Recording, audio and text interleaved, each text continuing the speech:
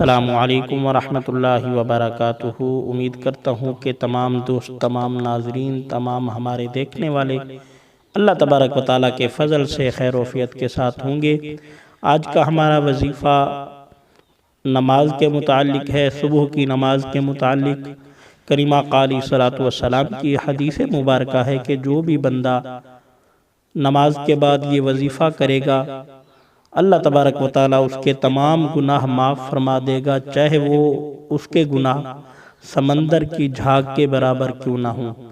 یہ وظیفہ ہے، اس کو نماز فجر کے بعد 101 بار پڑھ لیں یا 11 بار پڑھ لیں، یہ اپنا معمول بنا لیں۔ یہ وظیفہ بخاری شریف، مسلم شریف میں یہ حدیث مبارکہ موجود ہے۔ لا الہ الا اللہ وحدہ لا شریک لہ، لہ الملک ولہ الحمد یحیی ویمیت وہو حی لا یموت بیدہ الخیر وہو علی کل شیء قدیر۔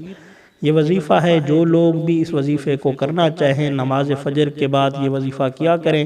اللہ تبارک و تعالی ہم سب کے تمام مسلمانوں کے گناہوں کو معاف فرمائے، اور ہمارے چینل کو بھی سبسکرائب کر دیں تاکہ ہمارا نیا عمل، ہمارا نیا وظیفہ آپ لوگوں تک بآسانی پہنچ سکے۔